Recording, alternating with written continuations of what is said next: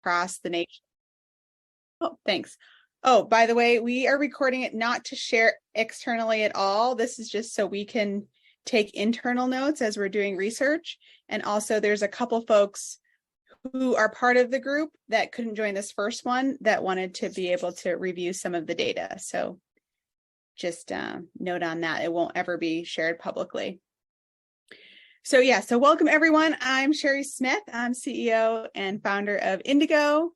And Kim is our project manager over at Indigo. And Alex here will be introducing herself in a minute from West Ed, but we were contracted by Advanced CTE to help put together these industry advisory groups. So you all could give us some really valuable feedback on what's happening in industry and how we can help educate a whole new generation of young people to participate in the agriculture industry.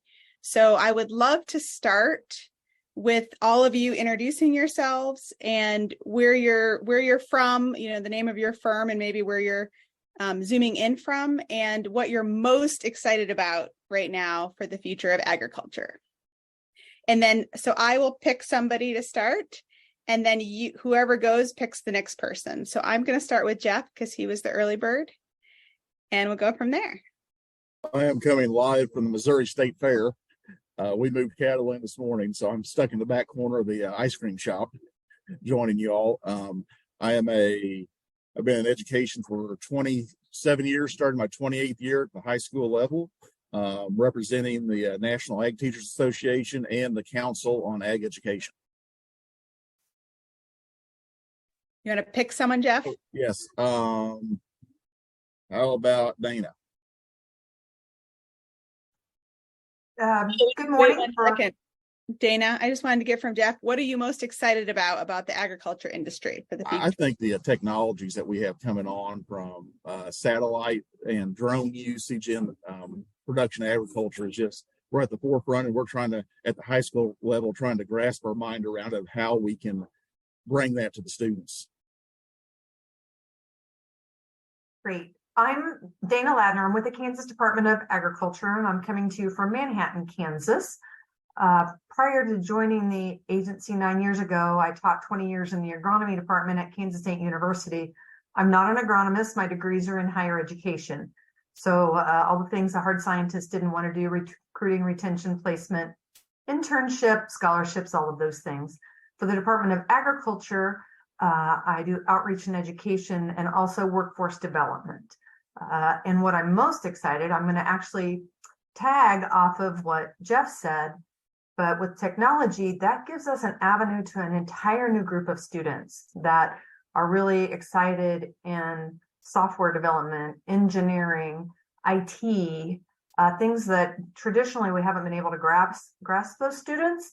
And so that gives us a whole new pool, but we need to reach them 4th grade, 5th grade, 7th grade to let them know that agriculture is an option and they may not have to go through a traditional computer science curriculum or engineering versus maybe an ag engineering. So I think there's great opportunities to tag that, but we got to reach them early. And I will go with Sandy. Awesome, thank you. Hey, I'm Sandy Carnegie. I'm the HR director at the Westervelt Company in Tuscaloosa, Alabama. So you can probably tell that from my accent. What I guess I'm most excited about is that we're a forestry company. So what I'm most excited about is the future of forestry with the sustainability efforts that we have in forestry now. And as you mentioned, with the workforce development efforts in forestry, the agricultural part of forestry is somewhat dying, and loggers and that kind of occupation is starting to really get difficult. Even trucking for the agriculture industry here is getting difficult. So I'm excited to work with workforce development along with sustainability efforts with that. And who would you like to pick, Sandy? Let's see.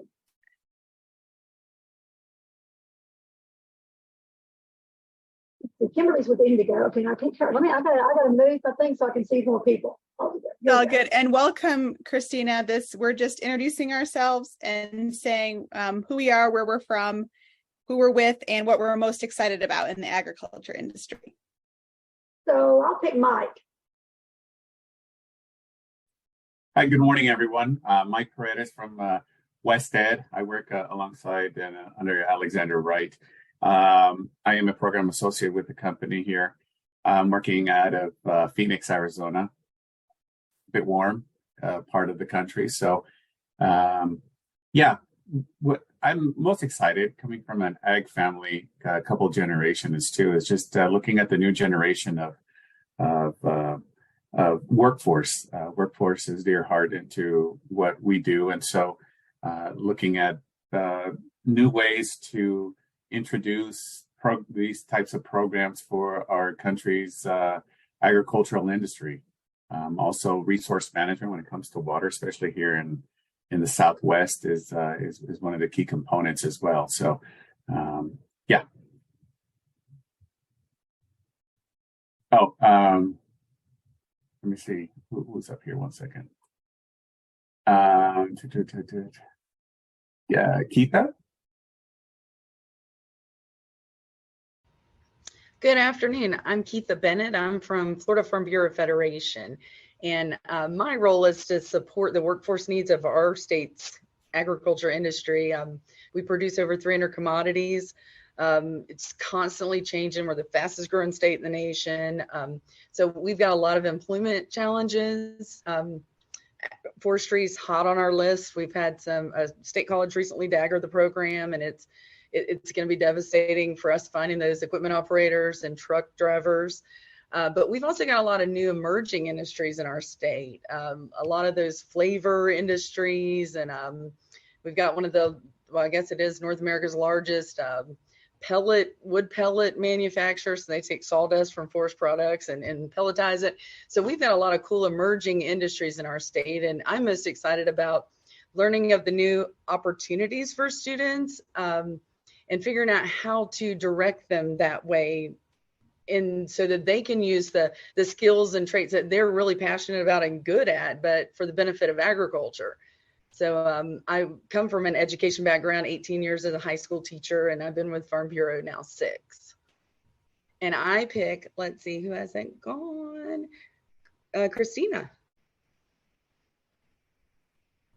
Thank you. I appreciate this opportunity. I am with Ohio State ATI. This is the Agricultural Technical Institute. We have Associate of Science degree programs and Associate Applied Science degree programs. We're the only associate's degree granting entity within Ohio State University. I also work very closely with our entire college in the area of workforce development. We do that in a lot of different kinds of pathways. One of which is wrapping up these next 2 days, and that is with the Christian Children's Home of Ohio. And that group has had, they've been funded by Farm Bureau and has had this agricultural education program led by one of our faculty members this entire summer. And those are children who are in the foster system. K-12s. So, really trying to reach out to some marginalized groups to help them understand the great career pathways that are here. We have also developed a 4-H program called, what is it called? It's our college and career readiness. It's 4-H Pathways to the Future, sorry. And it is our college and career readiness curriculum that launches with what we call the Spark Expo. And that is where students get hands-on activities with our faculty members so that they really launch. And then it begins in 9th grade and continues on through 12th grade. We are in our 2nd cohort now. So we'll be launching our 2nd year students this autumn, and they then qualify for some scholarship support and things like that. But they also will be going through youth science. So we have got licenses for youth science throughout the state. So all 4-H agents can deploy youth science. And if you haven't seen youth science, it's really cool. It's a great way not only to look at interest areas, but also what are your aptitudes.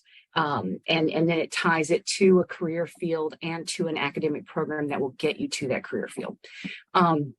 So we do that with the 4-H program.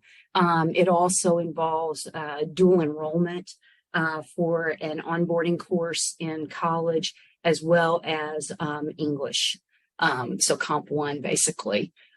We have that offered to those students who are in that program. So they get 4 credit hours at the academic institution as well. So that's some of the things we do. I have another team member who's really working on some urban things around Franklin County, where Columbus is based, particularly with a Spark Steam Rising initiative there, where we're bringing in a number of K-12 teachers and training them in all the different kind of STEM areas related to agriculture. So I guess what I'm really excited about is, again, workforce development in writ large. We go to a manufacturer Friday where we're going to be doing a year-long leadership program for their employees. And it's an ag machinery group. And so it's really exciting to see these different opportunities with all the different ways we can reach people, and pretty excited about that. One of the things that I am concerned about is that we have a growing percentage nationally of students who are not going to college, and they're also not immediately entering the workforce. And I think that's one that we really need to take advantage of, as well as getting to people who have hanging credits. So anyway, a couple of markets there that we can go after. That's probably more than you wanted to hear. Who's next? We're down to, actually, I think we might be down to the last person. I think Chad, you're up. Great. All right. Hey, there we go. Appreciate it. Hey, thanks everybody. So Jeff, when you go to the Missouri State Fair, you're there, go to the beef house. The lady in the train conductor outfit is my mother-in-law. So tell her I said hello. I will do that. Tell her I said hi. We'll throw that out there. So I live in Missouri. I'm in a kind of regional position. My official title is Director of Sales and Education for a company called Hummertz International. And so we are a greenhouse build, design, and supply company. We focus in the education sector, research, academic world primarily, but then we can build any kind of greenhouse really anywhere. And then all the supplies and then the education that might go with that. You get a lot of ag teachers that all of a sudden have a greenhouse and say, wow, I didn't have that class in college. That's not, the focus of our program and so on. So that's where the education side comes in. It's helping them through. So quickly, my background, bachelor's in ag, master's in horticulture, and a doctorate in education. So I'm like all over the place. Worked 13 years in community college, ran an ag program in the state of Missouri. COVID budgets and whatnot kind of poo-pooed that. And so I transitioned over to Hummert, and I'm now in the for-profit world. So a lot of the stuff you were talking about, Christina, with dual credit and all that, and I've been there and done that as well. And so that's really my interest in this area. Having been someone that trained students, and now is seeing those students come into the workforce and what the skills the workforce actually needs. I think I have seen a unique perspective on both sides of, okay, this is how we're training them, but this is what employers want. So how do we bridge that gap? So for me, that's one of my big focuses in education, is how do we bring everybody together? But the reality for me is that I'm excited about the fact that that agriculture is something that people are talking about and have a better understanding about. And whether that comes off as good or that comes off as bad, if they're talking about us and they're interested in us and they have an opinion about us, I'm just a believer that all media is good media in that space. It's better than not being talked about or anybody having an opinion about you at all. So for me, that's what I'm most excited about, is just the position agriculture has been able to grow into literally in our country. And Alexandra, I don't know, did you go? Did I miss that? You're perfect. Thank you so much. It's a pleasure to meet all of you. My name's Alex Wright. Feel free to call me Alex. We are the contractors with Indigo Pathways. I am the lead researcher for this project when it comes to the workforce development data, your economic and labor market data. I've been working in rural and tribal economic and workforce development for over 17 years. I have a great affinity for agriculture and farms. Have done everything from serving on farmers markets boards, which are the best boards because you always get fresh food at your meetings. I highly suggest that to everyone. To one of my first ever graduate projects where I was moving around northern Arizona trying to get restaurants to commit to buying from local farms. And that's when I first recognized that issue of distribution when it comes to small farms and local farms. So my background is as a labor economist and a regional economist. My doctorate is in economic and political sciences, again, focusing on sustainable development and economic development, and particularly rural economies, right? Which is very unique. You know, I don't have to tell any of you that all the resources, right, go to the metro areas, they go to the urban areas. And that's kind of the way it's been with population density in this country for forever. And we are actually at a moment in time where rural areas and rural economies are actually getting some attention. And they're getting some of those public resources that are so sorely needed to help boost these economies. And just what everybody has said here, I think really exemplifies the diversity of this sector, right? And how this truly does not stand alone as a single factor oriented, right, economy. You see in a lot of rural areas, you get hospitality, right? You get extraction and mining, and you get that ag. And really out of all three of those, the agricultural industry is the most diverse and the most resilient, really, of everything going on in these rural economies. So I really thank you for being here today. We're going to jump into some information now, and please bear with me, bear with us. It's going to be tedious. There's going to be a lot of numbers, but we're going to break into about 3 different exercises throughout this time period that we're here to get your input. The way I've typically approached working with industry is provide you with the quantitative data you need to either validate that or tell us that there's something missing, if that makes sense, right? And so this entire project, we're going to play for you a little video right now to introduce you to our client, Advanced CTE, who is the owner of this career cluster framework. But just to give you a little bit of more common language of it, what we're really trying to do here is help them update this framework that has been used in K-12 systems for both exposure to occupations, but in the modern world of work, also for identification of those transferable skills, right? I forget who was mentioning it earlier, but that IT and that software, right?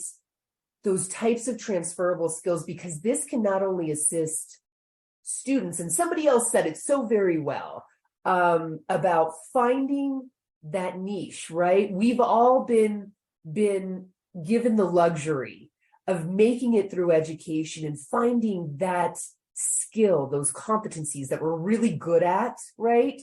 And in the modern world of work, it's almost that it's 10 times more difficult to find that, right? Because it's just such a complex economic system that we live in. And technology has further added that layer, that other dimension of complexity. So in this entire study that we're doing, and mind you, we're doing this really fast. We're basically going to get this sucker done in the next 9 months. But we're looking not just to understand the occupations across not just the major sector, but all of the subsectors, a lot of the stuff that all you folks have mentioned, plus some more that we're going to get into. We're looking to understand if these skills across all these subclusters are really, or these subsectors, my apologies, are transferable enough that we should indeed be clustering these jobs together, right? And again, assisting educators in not only providing that exposure that is often lacking in the rural communities, just simply due to not having the privilege and luxury, again, right, being in systems and having the money to fly around, or even having parents that aren't working 2 or 3 jobs, right? So exposure is one thing, but skills are the other thing. So in order to get to the bottom of what occupations should be clustered together, we have to look both at industry sectors and jobs, right? And in order to assist educators in furthering understanding demand, right, for these jobs and emerging skills and all of that stuff, we have to keep it somewhat aligned to federal coding at a Bureau of Labor Statistics. And please don't ask my colleague Sherry Smith about her opinion of Bureau of Labor Statistics. It is not a high one, but that's okay. I consistently remind her it's all we got, Sherry, until we can somehow find some lead economist to get in there and change all those SOC codes and those NAICS codes. It's what we got to work with. So you see, it's really a multidimensional project. So again, as we move through the information today, like I said, some of it will be a little dry.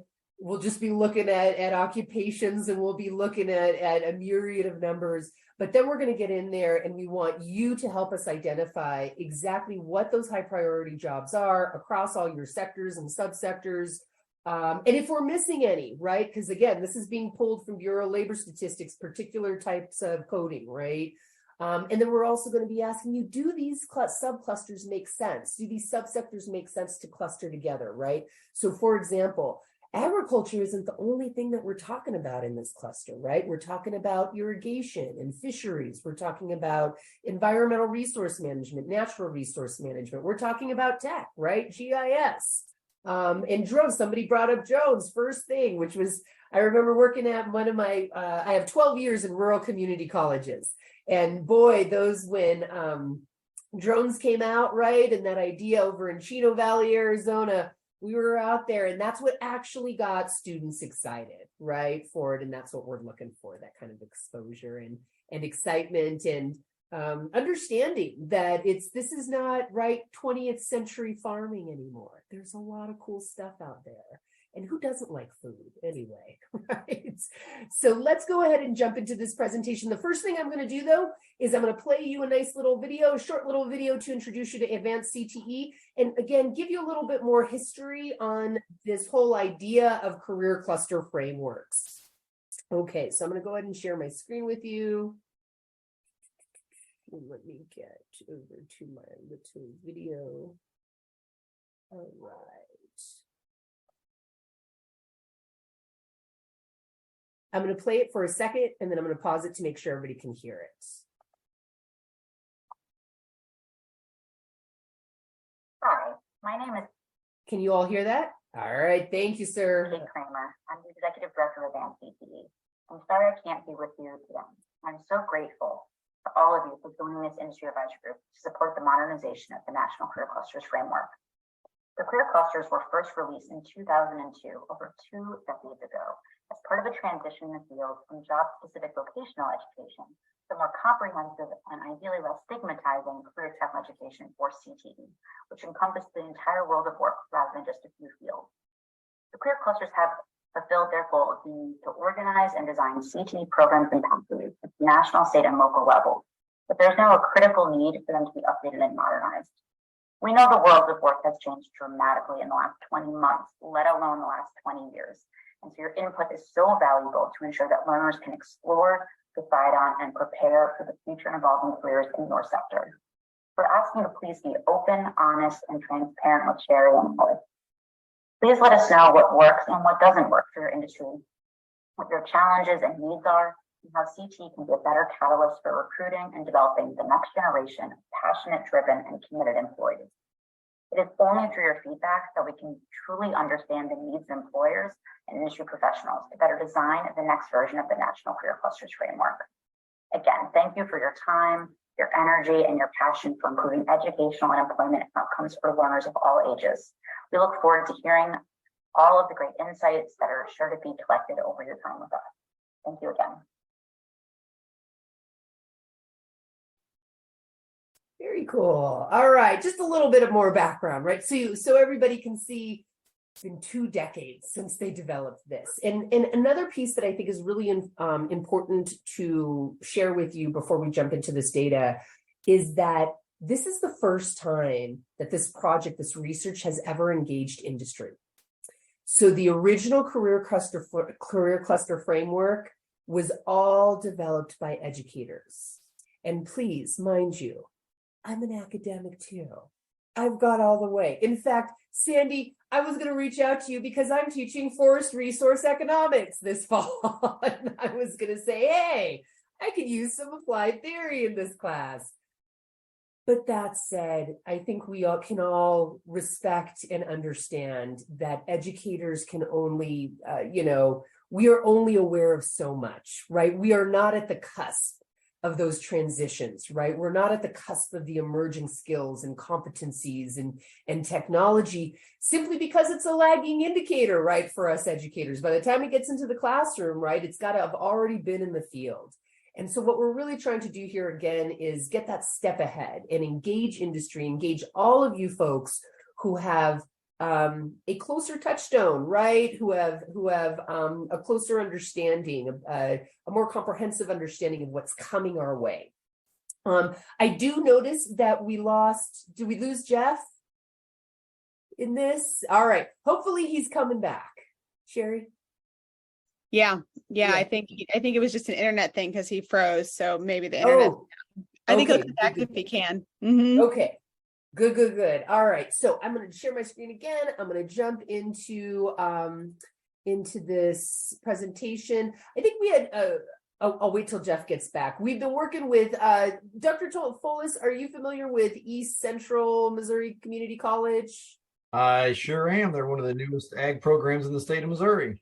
Oh, they are. Okay. Yep. There's Jeff. We were just hoping that you could connect back to us, Jeff. Oh, I think he's connecting to audio right now. Interesting. Dr. Folis, I may reach out to you at a separate occasion because we are working with East Central Missouri Community College on a separate project for the next 2 years when it comes to basically data and advancement. So perhaps we can leverage some resources there, find some synergies. Absolutely. All right. Cool. Thank you. All right, Jeff, glad to have you back. We were worried. Yeah, we lost Wi-Fi for a second, but we're back on. All right. No problem.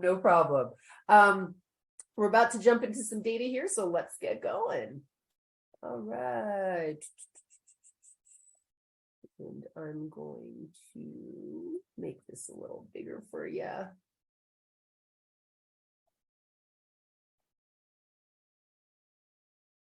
It is monsooning here in northern Arizona, so please forgive me if my screen freezes, because that certainly does happen. All right, so I wanted to get here to the agenda. So again, we just went through kind of the who advanced CTE is in the history of this career cluster framework. It's been 20 years. We're ready to dive into that again. So we're going to go through some industry sector data and occupational data. And we're going to go through, we've actually dispersed the activities for you folks into the entire kind of presentation so that it's not such this dry lecture, rote lecture for the next hour or so. And then we're going to discuss next steps with this. So let's get going here.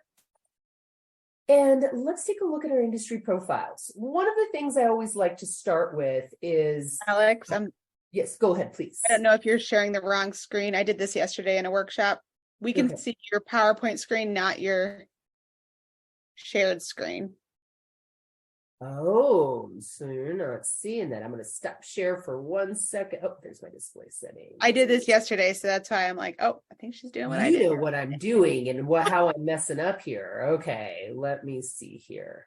I think all you have to do is start your slideshow and then go to shared screen. Okay, thank you so much. Let's see here. Okay. Nope, that's the same one, right? Nope, that's good. That's good. Okay. If all else fails, keep pressing buttons. So you guys are all seeing US GDP by sector right now? All right, excellent. I always like to start with GDP, and even at the regional level, I use an indicator by proxy called the gross regional product. And the reason why I like to show this is because, this is our output. GDP, as all of you know, is the primary macroeconomic indicator that we have to really talk about output, right? At the local level, it's typically the aggregation of wages, profits, taxes paid. But I find that looking at GDP, and you can see right up there, ag, forestry, fishing, and hunting, right? It shows you the contribution to the larger economy. But what I want to note is this. The way the U.S. Bureau of Labor Statistics and U.S. Department of Commerce look at output, right, may not necessarily be reflective of what the entire contribution of the sector is. I'm sure for those of you looking at this, you're going, I don't think ag is that, is that small of a little piece of the pie. And you're right, it's not. Because there's portions of ag that are absolutely included in manufacturing, right? In professional, scientific, and technical services, and in wholesale trade, right? So again, just to kind of ground us in what's happening in our entire U.S. economy, I just wanted to show this again. Ag certainly is up there, but more so, again, to ground us in this idea of the interdisciplinary nature, right, of agriculture and all these systems in the modern era, that ag is really connected to all of these these sectors that seemingly are contributing a lot more, right? I mean, honestly, outside of maybe mining and utilities, I'd say there's a little bit of ag in all of these sectors, quite honestly, right? In everything. So let's move into looking at our actual occupations here. All right, still good on the showing of the screen? You're just still seeing the big screen? All right, thank you. Okay, so this is where I mentioned that we're gonna get a little tedious. So I'm gonna pause here for a little bit and I'm gonna go through this pretty slowly with you. We have 3 different charts that look like this. And again, the reason why is because of the coding out of Bureau of Labor Statistics. What we're looking for here, and the first exercise after we get through all of these occupations is going to be, again, for you to itemize the most high demand occupations and to, in general, tell us, yeah, that's pretty much all the occupations in our sector that we're looking for. And here's some more emerging occupations you may not have on your list. So as you're looking at this, you can see this is all coming out of farming, fishing, and forestry codes out of Bureau of Labor Statistics. These are the 5-digit SOC codes, your standard occupational classifications. I wanted to start with giving you past growth, right? So again, tell me whether or not this is resonating with you. Of course, we have our general laborers, our farm workers, our ag workers. Then we start to get into equipment operators and, of course, those first-line supervisors. I used to run an academy in Ventura, California, right? The very central of the nation. And we did actually adult education, integrated education and training, and English language learning with civics. And we did this for all ag supervisors. There was a great little podcast out last week that was talking about the changes it was the jobs report and looking at, how farming and agriculture is typically separated. And there were 3 major points of nuance that were coming out, one of which was this idea that farm labor is now being contracted out, right? It's no longer a direct worker relationship. And because of that, farm workers are often left out of labor laws, right? And so this is a whole another subject, but it's all part and parcel, right? One of our clusters is judicial systems, right? And civics, and this all kind of works together. So we did that for first-line supervisors of these contractors, and they loved it. We included, it was mostly Oaxacan language spoken, Oaxacan Mexicans. And I myself am an Arizona Mexican, and so I wasn't quite familiar with the California differences, but it really was helpful to understand Mixteco language and versus Spanish, and moving it into this idea of English language learning along with supervisor training, things like health and safety, right, in those fields, things like the technology for the inventory, right, things like the mathematics that deals with the chemistry, right, of all of the pesticides, etc. So that supervisor position, even though that's probably not you're not super attentive to that, it seems to be a gateway position for a lot of people and particular populations moving into ag. You have your grader sorters, logging equipment operators. We heard a little bit about that this morning and the difficulty finding that, fishing and hunting workers, forest and conservation, of course, in there. You got your fallers and the rest of those log workers, and then we start getting into animal breeding. Let's look at the next section. These jobs are all from life, physical, and social science codes that we pulled in to this cluster looking for the synergies, right? So this is the one, that first slide I showed you, fairly absolute, right? Belonging in the cluster. These next two slides, we really want you to take a good look at. So again, you see here, starting with your chemists, your biological technicians, your environmental scientists. I did want to give you the growth over time and moving all the way over to typical entry-level education. I do want to make one note, my apologies, I did not replace this slide. If you're noticing median hourly earnings and cost of living adjusted median hourly earnings are not different by any means, it's because I pulled this nationwide. Typically, I'm pulling on a regional local basis, and it gives us a stratification for cost of living. On a national basis, we can't get to that level of detail. So please do forgive me for having that COL in there. It should have just been a median hourly. You can see there the rise and fall, the change in total occupations nationwide over the past 5 years. Nothing too incredibly substantial that I'm seeing. Chemical technicians is probably the largest for that 13% decline over time.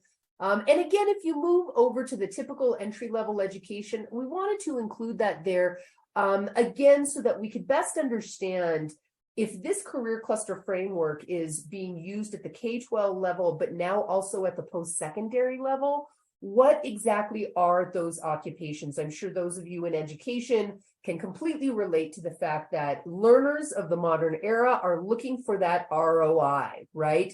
They want to better understand what occupations are out there that they are prepared for.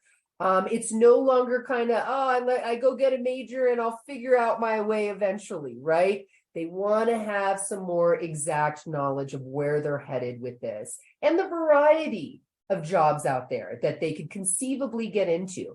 Just because you start maybe at an associate's degree in environmental science doesn't mean that that's where you stay, doesn't mean that that's where you go to college, right? You could transition into environmental policy, you could transition into hydrology, you could go into a far more specialized field, right? So again, thinking about agriculture and all of these subsectors in terms of generalizable skills and competencies that could assist with motivating learners to get into the field, but then furthermore generalizable skills and competencies that can help educators create applied learning in the classroom, right? That tangible hands-on practice. And then an understanding of the specialization that occurs as a student continues to move up that ladder. As you can see here, you move down, you see those microbiologists, soil and plant zoologists. I know in my research with both commercial and small farms, that horticulture, right? I actually took the community college associate degree and certificate syllabi to the farmers. And I had them circle everything that they felt was valid and needed. I had them remove things that weren't. And I have to tell you, and this was just within the last 4 or 5 years, they redlined at least a quarter of that community college content in that syllabus, right? I see some heads nodding. Yeah. So we have to be really, really conscientious about that. And again, that's something that Indigo Pathways and West Ed are committed to, coming out of this entire research project, not only with an understanding of career clusters and those subsectors, but also, again, those skills and really providing educators with samples of hands-on activities, work-based learning, and modularized exercises that can get into that classroom, right? So let's move to this last slide here. So all of these occupations we pulled from a variety of standard occupational classifications, right? So you'll see here everything from business and financial operations to healthcare support to building and grounds to that very valuable installation, maintenance, and repair, right? And transportation. When I left the community college system, I was right in the middle of working with a large farm, a commercial farm, on exactly this. It was industrial machine mechanics for farms and heavy equipment operators, and that was my first exposure to the electrical and electronic components of modern day farm work, right? Of course, and all the apps out in the fields, right, for the inventory. So again, very, very different. So here's where you're going to see your those industrial truck and tractor operators. Let's see, your managers here, the caretakers. We included meat processing in here, and I know we have the rancher here. And so again, looking for validation from here. And while you're looking at it, again, if you wouldn't mind taking a look over here at the typical entry-level education, let us know if that's about accurate, right? And if indeed if it's accurate that no formal educational credential is required or just a high school diploma, let us know, is that because you're training them in-house? Is there, what I often do is ask industry, is there something that could make the worker more efficient upon entering that door, right? And typically exposure is one of those things, some sort of hands-on practical experience. But I know a lot of employers are just sick and tired of the lack of soft skills out there, of the lack of attention from educational institutions in terms of those industry credentials and the real skills and competencies. So they've kind of given up and they've just said, no, we do all the training in-house.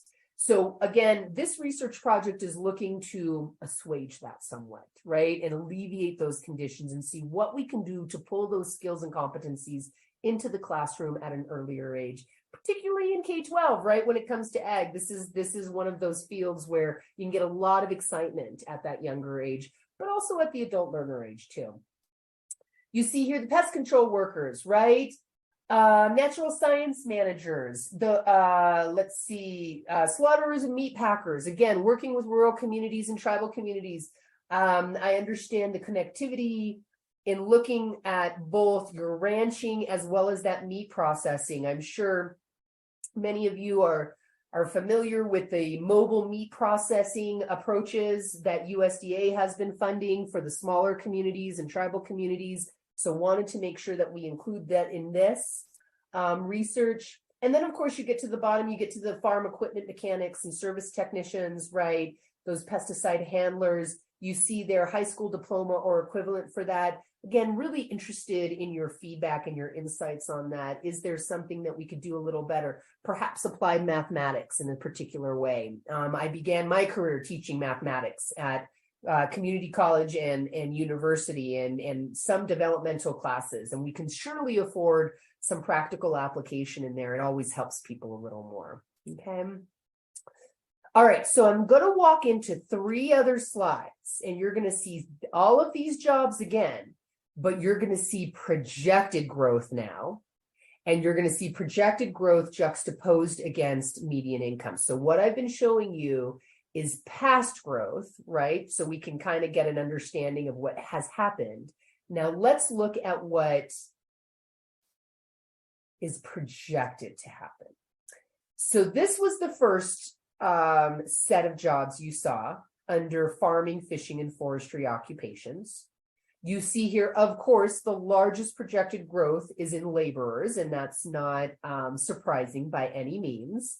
And then you see this next one here, general laborers, workers, that first line supervisors of ag workers right here. You're going to see finally getting to that closer to a living wage, right? For the most part, across rural and metro America, we're looking at a living wage of somewhere between $18 to $21. That's pretty much where we are.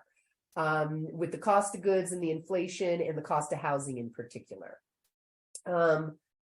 You see your graders, exhorters, etc. Let's see, ag inspectors. Oh, inspection becoming such a big issue.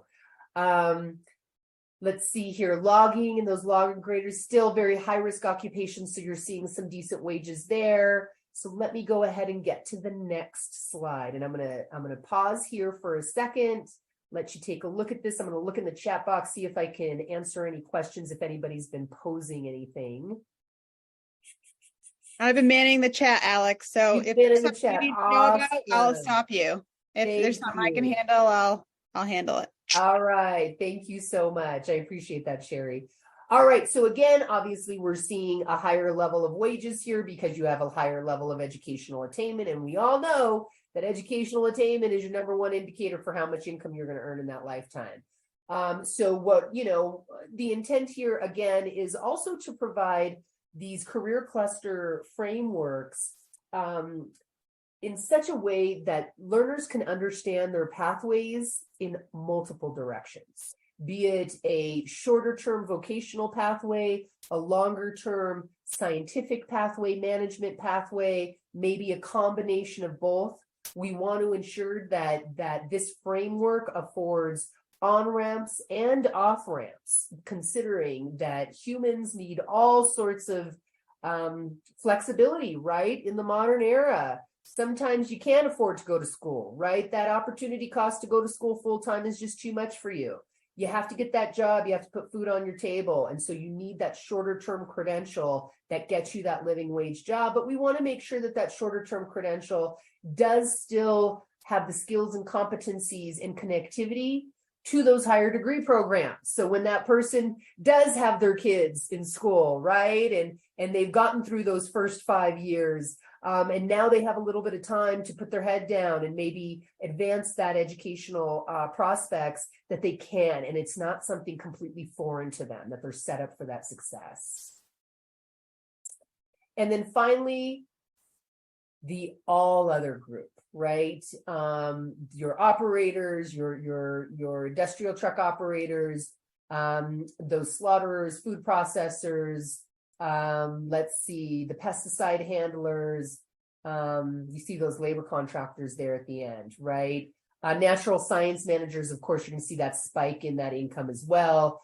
But again, you can see the largest projected growth is reflective of kind of what we heard at the beginning of this when we were introducing ourselves. You see those industrial truck and tractor operators, right?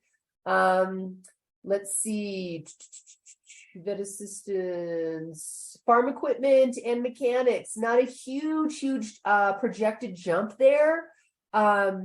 But again, that could be intermittently dispersed with that other classification at the very beginning of the slide, the industrial truck and tractor operators versus the farm equipment mechanics, right? Again, it's an interdisciplinary world. So sometimes, particularly in the rural areas, you don't have the differentiation.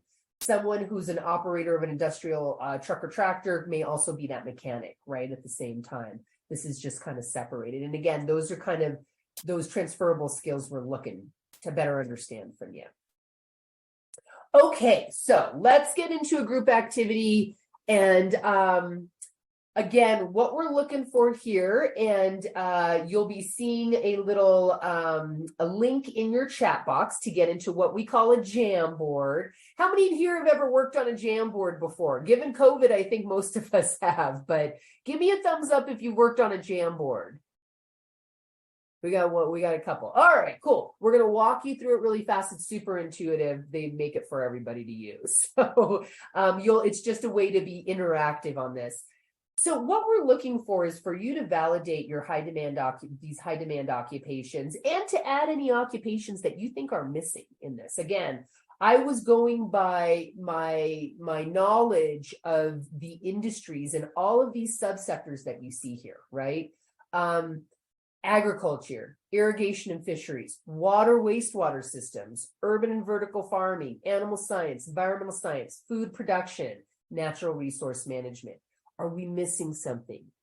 Is this too much? Is something sitting in this cluster too disparate and too discrete, and it really needs to be moved someplace else, right? So the first exercise we're going to have you do is really focus on the jobs, though. Okay, so I'm going to stop sharing right now, and I'm going to hand it over to my colleague Kim, who's going to walk us through the Jamboards. All right, great. I did put the Jamboard link in the chat, and please let us know if you're having any difficulty accessing that. And I will go ahead and share my screen.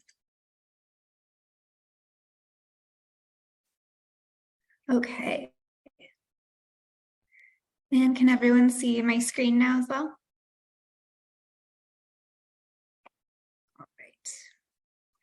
So for this first activity, we are going to have you use the pin tool, which is here on the upper left side, and you can select different colors or sort of marker highlighter, and place a check mark next to high demand occupations and strike through anything that you don't think is relevant currently. If you have any that you'd like to add, you can certainly go ahead and grab one of these sticky notes and type a little note in here. I'll just do one for you. Change the color if you choose, and then you can place that sticky note sort of out of the way over here, just showing in any of these columns to let us know that we're missing an occupation that's coming up. All right.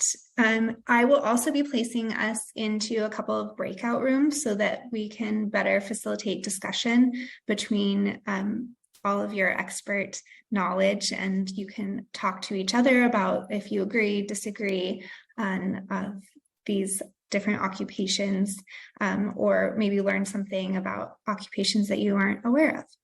So I will stop sharing this and I will get the breakout rooms set up. Do we have any questions about the Jamboard or in this first activity? Okay. Yes, Sandy. I think you're on mute.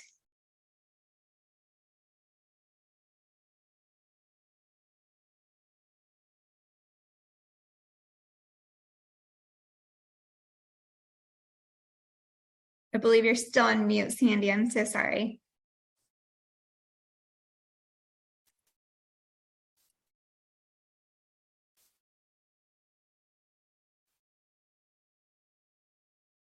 Kimberly, I'm not seeing the pen and the pencil and the edits, the stuff on the left-hand side.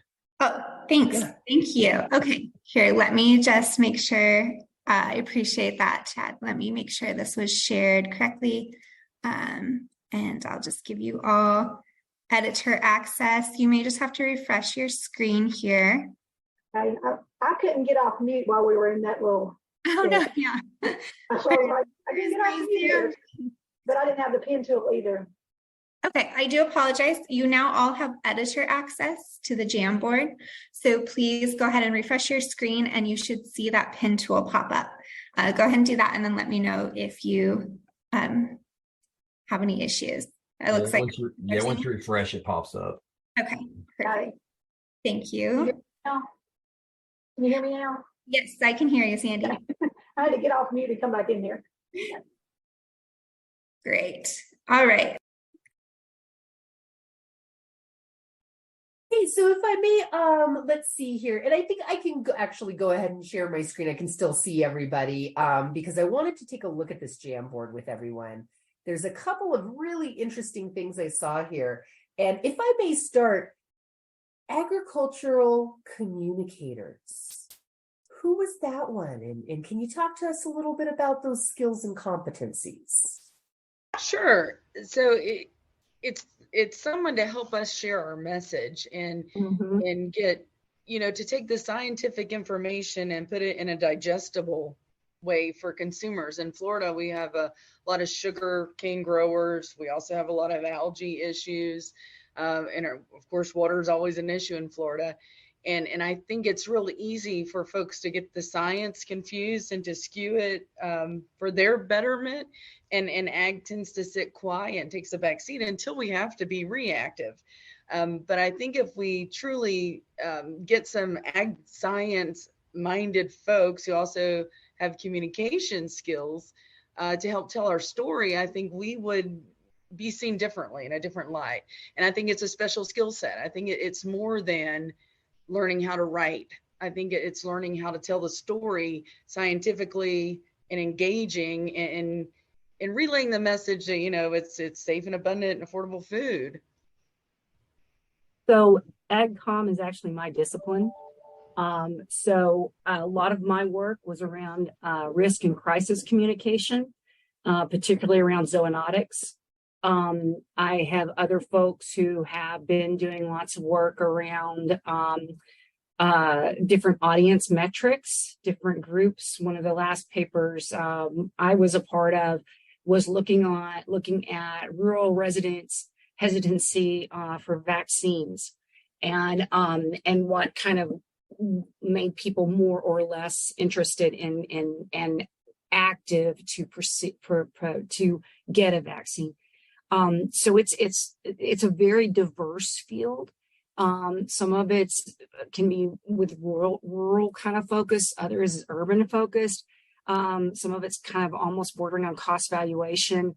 And as far as the work of it, there's a lot of different publications and websites and things like that are more like trade press associated with it. But you also have a lot of folks engaged with public relations, advertising, and other types of communication in that field. We also have a fair number that are related to issues management, which is related to risk and crisis, but is kind of a subset of that. So it's a huge demand field, and it's actually a growing academic field. We have a meeting every February that has just increased all over the place. So lots of new programs, academic programs coming up. The entry requirement would be a bachelor's, but there's also real demand for academics in this area too, because there's a lot of demand in the field. And so there's a lot of new academic programs in agricultural communications starting up. Thank you. That's very helpful. And Alex, it's also a field, it's male and female. Sometimes it's stereotyped that it's a female-driven field, and it's not. It's across the board with both. And it's everything from shooting video to making sure that messaging is right, to writing those articles with it. And so the more ag has for great ag communicators, the better we can tell our message, because collectively, I'll bet everybody on here agrees that ag just does not tell a great message, even though we've been asking for years to tell our stories, because we're our best advocates out there. When I look at it, we are very good about preaching to the choir, talking to ourselves within agriculture, but we're not very good about communicating beyond those that we know. And it's sometimes not listening to those who have different views than others. And one of my students, this was a few years ago, she was a master's level student, and she did interviews with a lot of different people, everything from like the Center for Food Integrity to a lot of other types of folks. And we have a tendency to other folks. We tend to think, oh, they're idiots. Because they don't believe the way we believe. And certainly there is a lack of knowledge out there, but I think it's also sometimes we don't, everybody has a stake at the table, when it comes to food, and food carries with it so much meaning, in addition to just the nutritional stuff. And so I think it's a bad idea when we devalue people's ideas. Maybe it'd be good if we kind of listened a little more. And I'm sorry, I have to leave. This has been great. And I'm so sorry I have to leave, but I can't wait to see the recording. So thank you. Cool. Thank you, Christina, for your participation today. Appreciate it.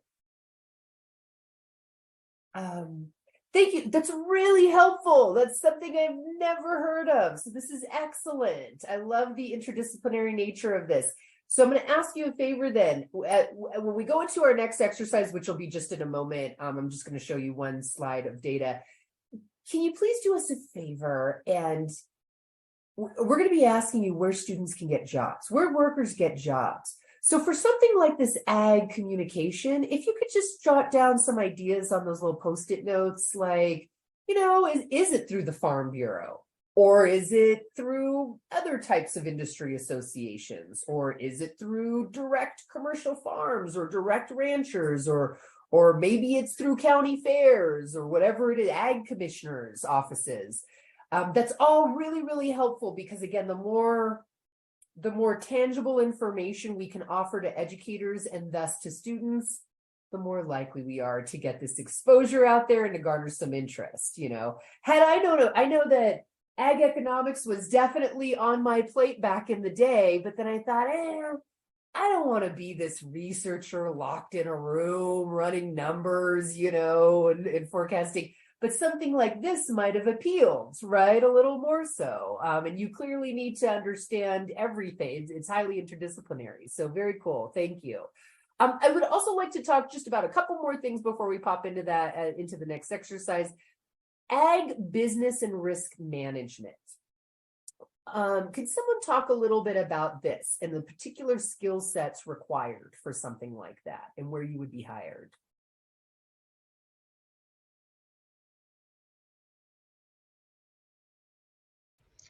I didn't write it, but I agree with it. I think you could get a job. Well, skill sets are real similar to understanding, like if you were to sell an insurance policy and a lot of it.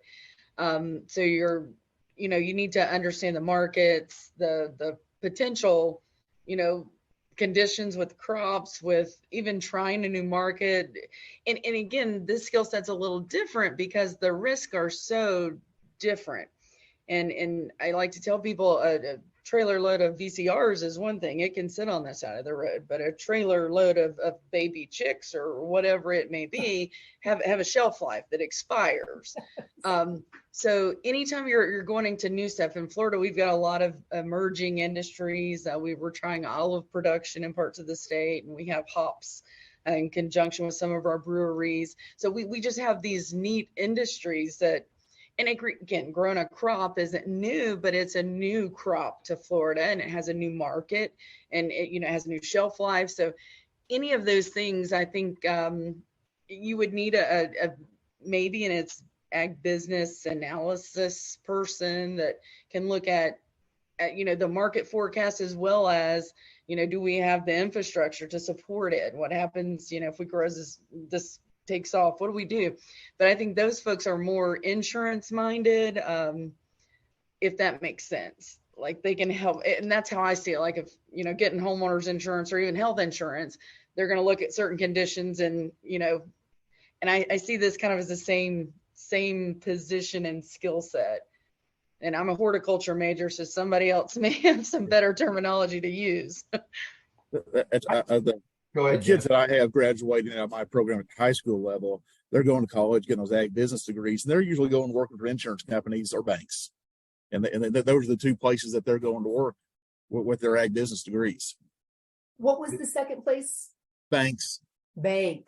Okay. Yeah, that's exactly what I was going to say, Jeff. I think it's a great point with banks and that industry. We talk about people's access to get into agriculture and start small farms and to grow, or to even take over a family farm, to transition from one generation to the next. I know groups like Farm Bureau have those services, but that's another area that I wondered when I saw that pop up, the transition and the legal aspect of transitioning from grandparent to parent to grandchild. And there are a lot of farms. My family, both my parents and my in-laws both have large scale, over 100-year farms, and they have no real transition plan.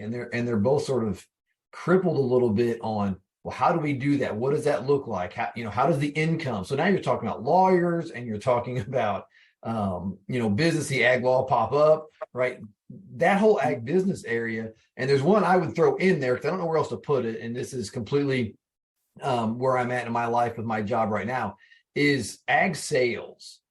And understanding at this time, we can find people that can sell anything to anybody, but they don't know anything about agriculture. So I'm having to teach these people okay, this is a plant almost. I mean, it sounds silly. Or I can get agronomists who can tell you every chemical in a corn plant or every chemical that can be sprayed on poinsettias, but then they can't sell anything to anybody. They don't understand the 5 steps to sell. They have no concept. And so now I've got a person on the crew that I'm training to be a sales rep. And both of those they take the same amount. It's 2 to 3 years to get both of those people up to where they're sort of on their own out in the industry. And it's 2 completely different worlds, like meshing that together a little bit more, where you have a little more cross-pollination in those areas. So that ag business and risk management, I think, is one of those areas that's got a bunch of subs underneath it to me. Yeah, in your example, I almost think you have to get the agronomy level and then the sales on top. So a lot of our industry areas, I think, truly are almost like you're trying to get 2 degrees at once, because in ag communications, you're getting the basic communication skills, but you have to have all that ag also. And I think that's where we have this specialized kind of niche market that's hard to capture, because we're kind of built that way.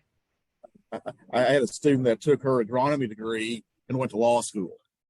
So, I mean, just how we can build on top of multiple degrees in our programs within agriculture. Excellent. Thank you so much. It really does highlight the interdisciplinary nature of work in the modern era. A lot of you are speaking of skills and competencies that honestly weren't needed last century, right? It's emerging trends and impacts and technology and globalization and natural disasters and all of this stuff that creates these emerging needs. Excellent. I think we can understand most of everything else on here that was added, with the exception, I just want to ask one last question. Who wrote Precision Ag Animal Scientist?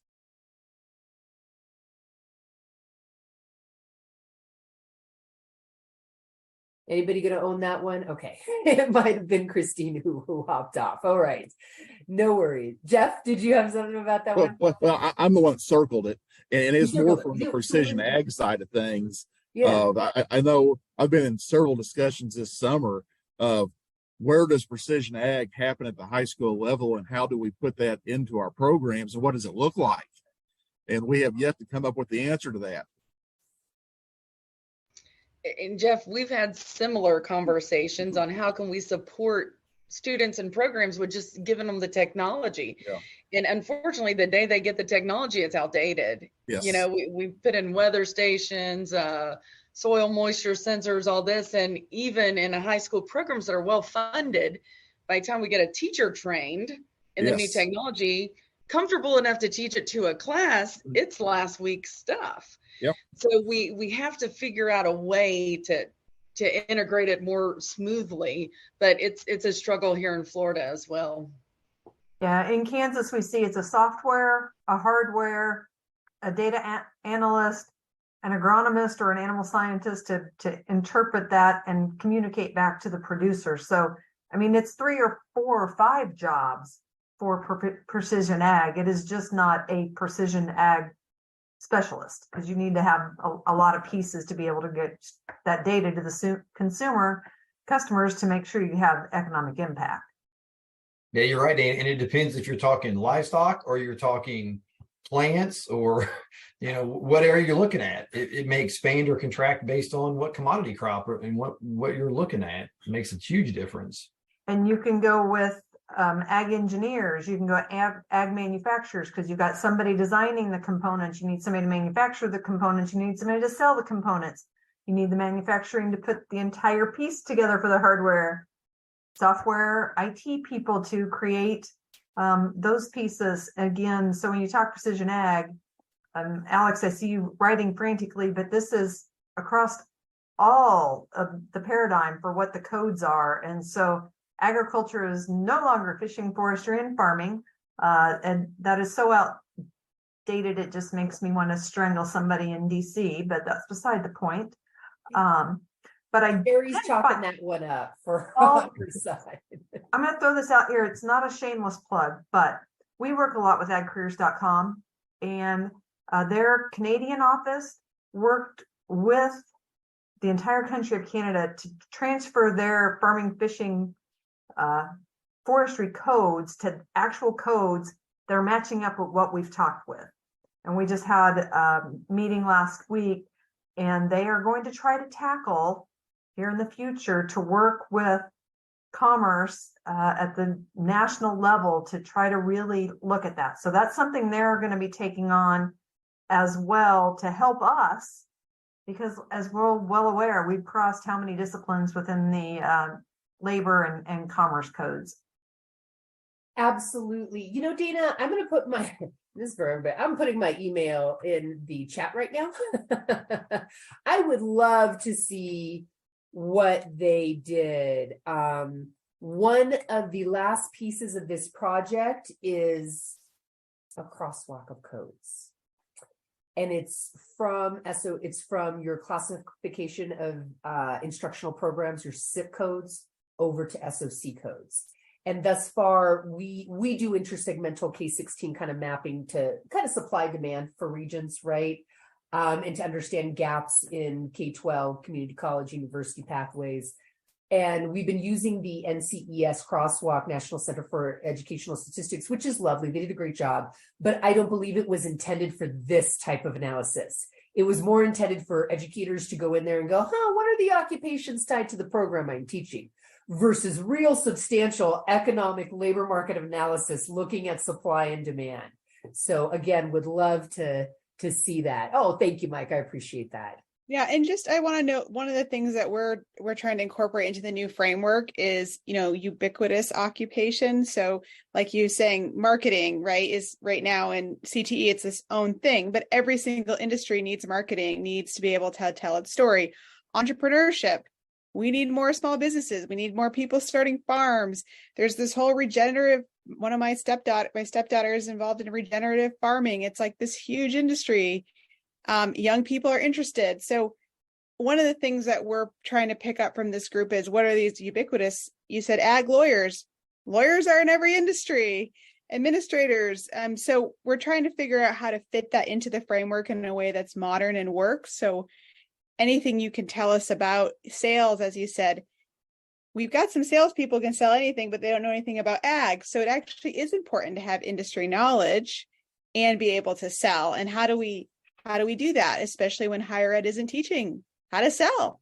So these are the kind of things we're going to be wrestling with. So I'm glad everyone's bringing it up.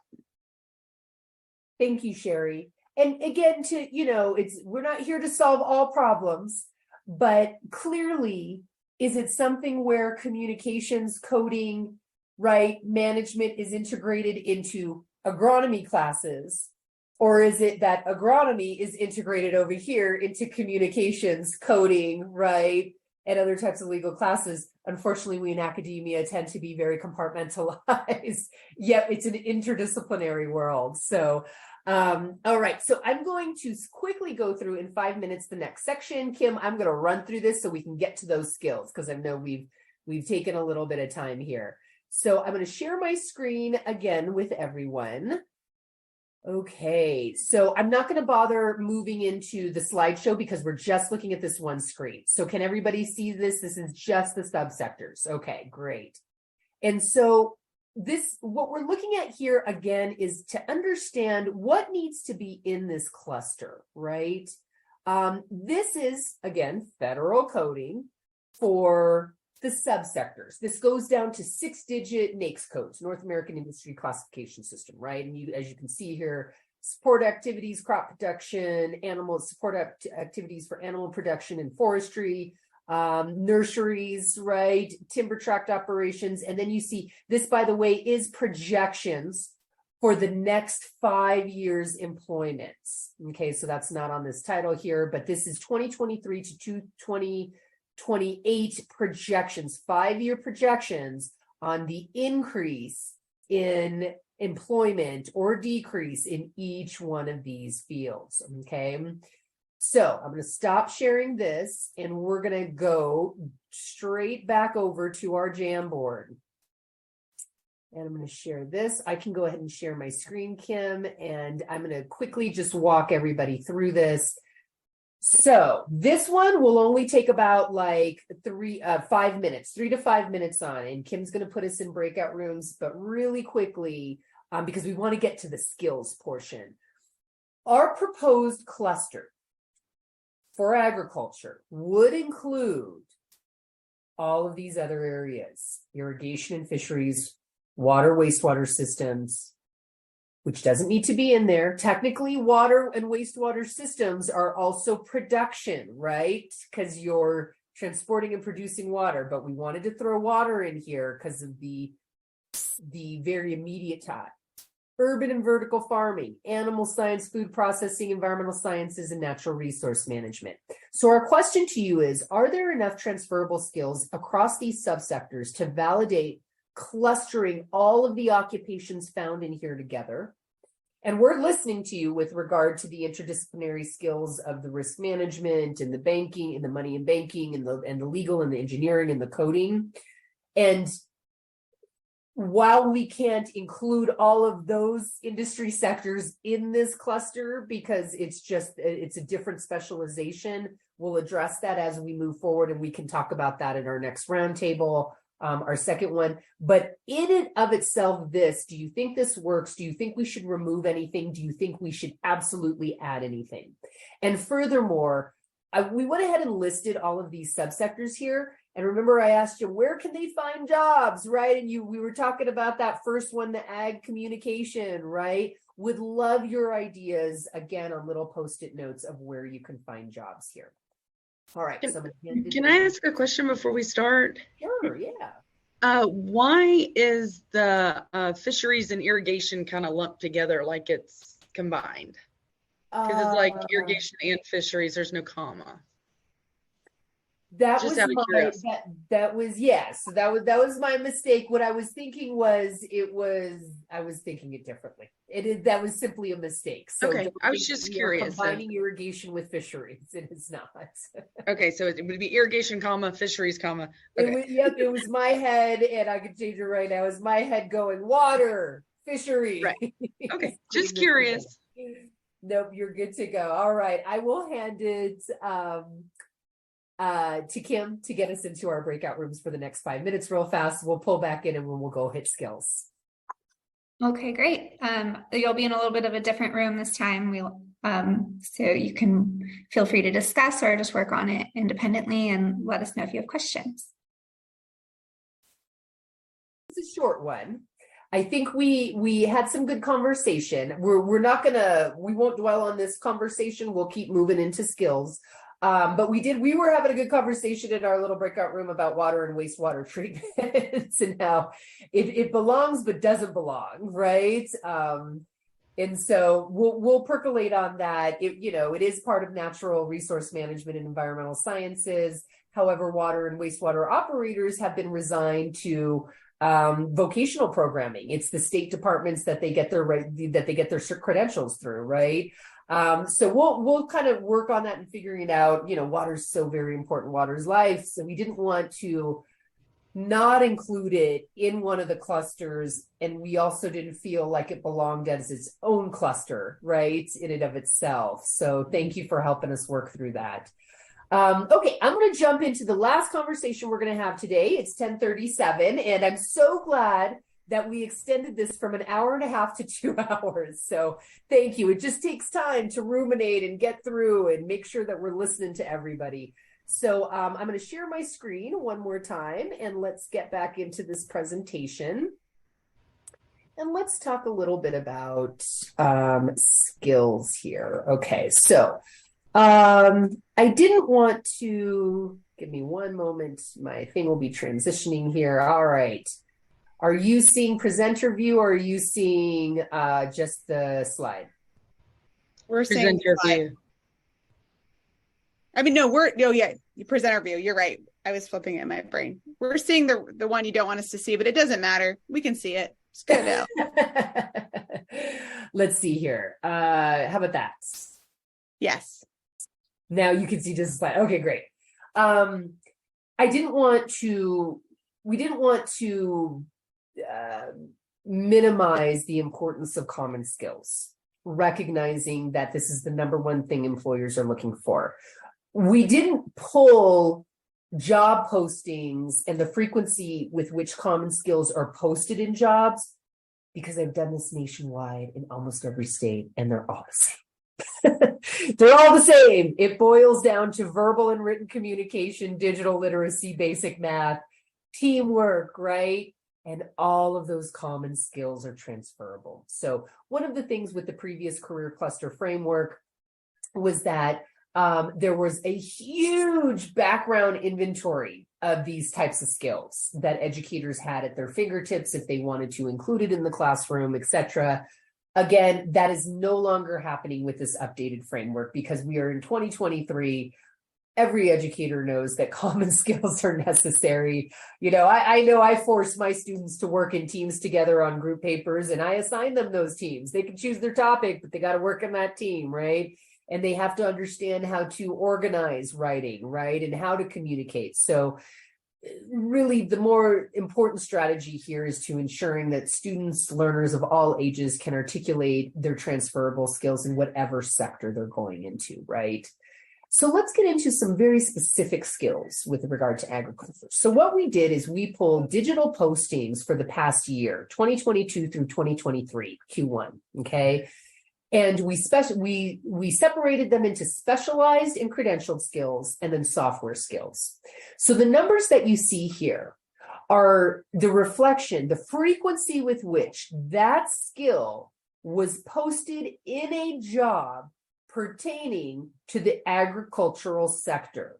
Agriculture, timber, forestry, hunting, and fishing, okay?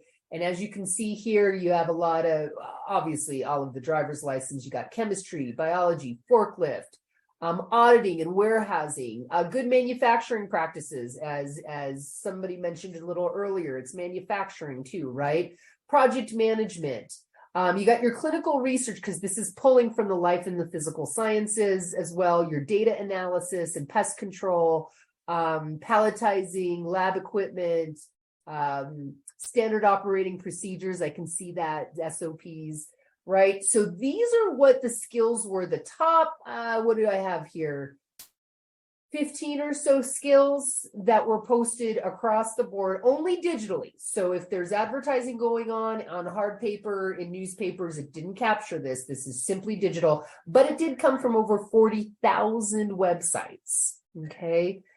I wanted to show you this next one. This next one is the software skills, right? And so the software skills, we again see this across all industry sectors, the Microsoft Office, Excel, PowerPoint, Outlook, right? It's simply modern technology and the way we are communicating in the modern era.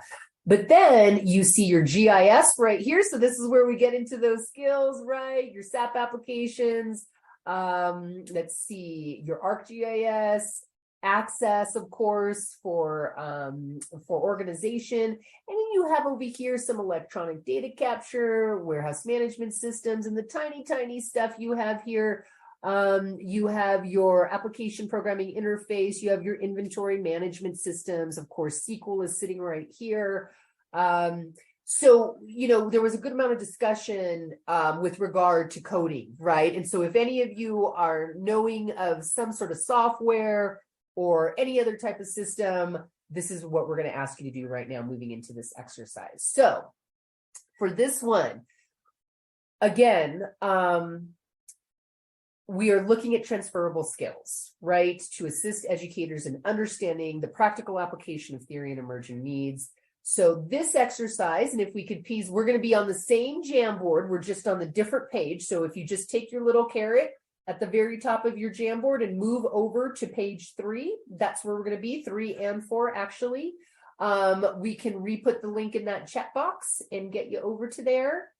And let's see here. I'm going to end that and I'm going to stop sharing here. And that way we can get, all right. And I'm going to hand it back over to my colleague, Kim, to get us into our breakout rooms and talk a little bit about identification of these skills. And Kim, why don't we go ahead and roll this one for 17 minutes. Let's come back at 10:50. Well, 17 minutes will be way more than 10:50. We only have 17 minutes left in the whole thing. My apologies. And I'm also speaking Mountain Time, and not everybody's on Mountain Time. Let's have this one for just 7 minutes and come back and talk about the skills for the last 10. Thank you. Thank you, Sherry. Okay, great. I'll put you into breakout rooms again here for this particular exercise. The instructions are on the top of the pages. So again, doing color-coded stickies. Pink will be no, you disagree. This is not a skill that is relevant. Blue is yes, you agree. And then yellow you can use to make notes about additional skills that you think should appear on this. And you can put those yellow stickies sort of at the bottom and fill that in. And if you have any questions, we will have Alex and Mike in the breakout rooms, and Sherry and I will jump around. So I'll go ahead and put you in.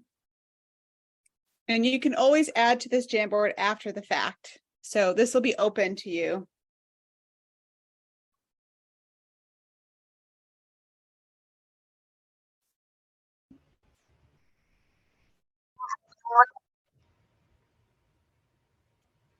But he brings them to his place, and they have done a lot of his like the mechanics, and he's got like I mean, just stuff that you've never seen before, and he just challenges it every year. And it's, you know, they end up usually staying with him, but he has all sorts of cool stuff because of that challenge. Very cool. Is it Keitha? Keith with an A, yes ma'am. Okay, Keitha, thank you so much, Keitha. We had just gotten into talking about, because we're talking about skills, applied knowledge in the classroom activities, right? And that's really where we're going to focus our next roundtable on, is really digging into those skills and those applied activities that garner the interest. There's no need, we were just talking about the software, right? And you're learning coding. Let's make it applied coding to maybe something like ag in transportation of something that that is perishable, right? Let's see here. I saw that there's a good amount of, all right, there's still people putting some stuff up. We have some added stuff in Adobe editing, Microsoft Teams. Oh, that's very nice. So am I to understand just some type of visual statistics? Visual statistic or basic statistical analysis. Sorry, I read visual. I think it was just basic statistical analysis, but it probably means data visualization as well. Am I right. Okay. Yep, that was me. Okie dokies. With that said, then, so in agriculture, and I know we're not, looking across, but Sandy, Jeff, are you using, I know people use Microsoft Office and Excel and Word and all of that, but when you meet virtually, if you have to meet virtually, are you using Teams or are you using Zoom and Google? You're using Teams. Teams, yeah, for us. That's good to know. We do a lot of it. I think we use Teams a lot, but we do some Google and Zoom also. But within our company, it's definitely Zoom or Teams. I'm sorry, Teams. It's Teams. Gotcha. Yes. Gotcha. Thank you. That's really helpful. We use a variety of both. Jeff, please. At the high school level, we're basically using Google just because of the cost. Yeah. It's not there. Exactly. So then, it's not on here. Would it be helpful? So when we speak with industry and we're looking at those ubiquitous software skills like Outlook and Excel and Word and all of that, we have had questions about Google Shares. So do you think that Google Shares, that's not sitting on there, but Jeff, you mentioned you're using it in the high school. Do you think small little credentials that could be attained in high school with, hey, I'm familiar with how to use Google Shares and how to do that. Would that be something that you think would be helpful going into this sector too? Yeah, probably. I think anything that a kid can write down or put in there that they've done something with technology is beneficial. I mean, you can never cover everything, but just those boxes you can check definitely improve things. Excellent, excellent. And Google Shares is really the only platform we have right now in the modern era, outside of Teams, but you got to be invited to Teams. Yeah. It's the only platform where you could put huge large files, right? And if you're looking at statistics and data visualizations, that's where you're headed with this. I do a lot of work with our teachers, and we do it all in Google because they don't have access to Teams. And then when I do invite them to Teams, I get limited on my numbers I'm allowed to invite. So yeah, we do Google when we're working with the school system. Absolutely. Very cool. Okay. I'm seeing the other skills. I don't have a lot of questions on the other skills. Thank you so much for putting all those little blue sticky notes in there. That's perfect. That's really helping us gather the information we need to see these clusters. I just want to take one last look at the one prior to that. Okay, so basically outside, it could be physically dependent to people. Okay, so basically as a cluster, what we've put in here and all these subsectors is resonating with everyone for the most part. There's enough transferable skills, interdisciplinary nature, okay, that we could put this together. All right, then. I'm going to go ahead and share my screen for just next steps and get everybody out of here on time. And let's see here. So again, we can't thank you enough for your expertise. Let me swap my settings because now I know what you can and can't see. All right, did I get it right that time? Okay, technology, there you go. Let me find my mouse over here. Oops, there we go. And all right, so our next steps for this. Our next roundtable is going to be on Wednesday, the 13th of September from 12 to 2 p.m. And that's Eastern time. We're going to review all of the things we did today, but quickly, right? Because now we've gotten your validation of it. We are going to also, like I mentioned, start gathering input on activities, contextualized skills activities. So for lack of being able to say, okay, we should have a coding class just for agriculture, or we should have, right, we should have a communications class just for agriculture. Maybe we can afford some contextualized activities that English instructors and coding instructors can put into their classroom, right? And so let's try going the opposite way and see what we can get done. Kim, I believe, is putting in, or Sherry is putting in a little feedback survey from you. It's literally like 3 questions. We're researchers. We just want to know, are we hitting the spot on this? Are we hitting the head on this? Is there something that we're missing? Is there something you'd like to see at the next roundtable? Happy to accommodate that in any way. Consider us at your service and consider this project a service to you and for your sectors. This is about, building human capital, doing it for people to afford economic mobility, find those living wage jobs, participate in such a meaningful sector, quite honestly. And to help you as employers become more efficient, have more efficient workers, which will increase your productivity and further economic growth, right? In that nice, sustainable way. So we will be doing final validation just via an online portal in early April. So again, that'll come, and we'll do that with a variety, with all of our industry cluster groups. There are currently 16 clusters. We reduced it to 15 and we reconfigured it. I don't know, in some of your conversations, I know in ours, I'll stop sharing now, in ours, we had a conversation about natural sciences. And again, I was speaking a little bit about the water and stuff and the different types of clusters. There used to be a STEM cluster. And so this is a great experience and exercise for us to move out of just STEM clusters and move it into something very particular for occupations. So with that, it is 11 a.m. And again, we thank you so much for your expertise and your insight and your input. And we hope to see all of you on September 13th. Sandy, I'm going to reach out to you for that forest resource economics class I'm teaching. And if you all have our emails, if you need anything, please do not hesitate to reach out. I'll hand it over to Sherry for final closeout. Well, you just did a great job. Okay. Thank you so much. All right. Thank you, everyone. You all have a great day, and we look forward to seeing you in September. Take care. Bye. Thank you.